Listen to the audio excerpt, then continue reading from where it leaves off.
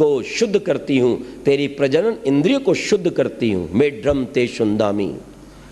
और जब मेरे देश की माताएं स्वयं ब्रह्मचर्य का पालन करती थी और एक बार गर्भ धारण होने पर 9 मास तक ब्रह्मचर्य का पालन करती थी, जब इस देश के योग्य पिता गर्भवती होने तक पूर्ण ब्रह्मचर्य का पालन करते थे। याद रखना, जब अध्यापक ब्रह्मचर्य की शिक्षा देता था, जब देश का राजा भी ब्रह्मचर्य का उपदेश करता था, ब्रह्मचर्येण तपसा राजा राष्ट्रम विरक्षति, वेद के शब्दों में, तब मेरे देश के अंदर संतानें योग्य, बलवान, चरित्रवान, दीर्घ आयु की हुआ करती थी और इस देश में दूध की नदियां बहती थी। माताओं बहनों का चरित्र सुरक्षित होता था, गौओं के हत्यारे नहीं थे और विदेशियों के तलवे चाटकर, आतंकवादियों के तलवे चाटकर मात्र कुर्सी का व्यापार करने वाले गद्दार नेता नहीं थे। तब वो राजनेता अपने आप को भगवान का प्रतिनिधि समझते थे और ऐसा विचार करते थे, इस जनता का कल्याण करना, जनता को चरित्र देना, जनता की सुरक्षा करना हमारा परम धर्म है, तभी परमात्मा प्रसन्न होगा। पर आज तो इन्हें परमात्मा को प्रसन्न नहीं करना, अपने देश को नहीं बनाना, अपने देश के युवक युवतियों को चरित्रवान नहीं बनाना, ब्रह्मचर्य की शिक्षा नहीं देना, इनको तो प्रसन्न आतंकवादियों को करना है, जिसके लिए गौ हत्या करवा रहे हैं, शराब चला रहे हैं, अंडों के ढेर लगा रहे हैं, समलैंगिकता का प्रचार करना चाहते हैं।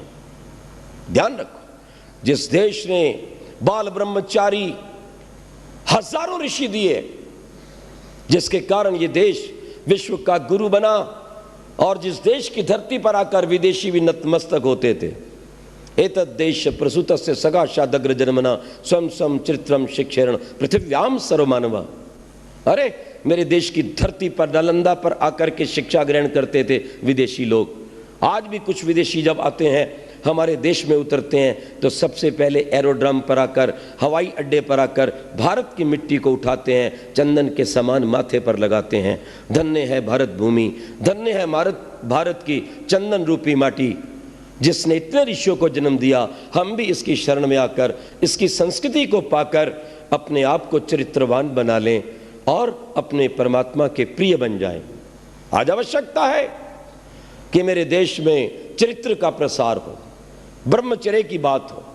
ब्रह्मचर्य की बात करते हुए लोग डरते हैं, और यूं डरते हैं इसलिए कि स्वयं चरित्रवान नहीं, स्वयं ब्रह्मचर्य की रक्षा नहीं करते। और निश्चित रूप से जिसने परमात्मा के द्वारा दी गई इस मूल्यवान संपदा ब्रह्मचर्य की रक्षा नहीं की, वो ब्रह्म को 3 काल में भी पा नहीं सकता है। मैं वही बात फिर दोहरा रहा हूं, जिसने छोटी सी भगवान की धरोहर का सदप्रयोग नहीं किया, विषय वासनाओं में उजाड़ दिया, उसे भगवान और क्या देगा? जो देगा वो तो मैं बता ही चुका हूं, रोग और भोग देगा। आज का युवक और युवती, आज का विद्यार्थी जब बैठकर उठता है तो क्या कहता है? जी मेरे तारे से टूटते हैं। मैंने कहा तेरा सूरज भी टूटने वाला है, तेरा पूरा जीवन टूटने वाला है मूर्ख। जो तू काम करता है उसका ये परिणाम है।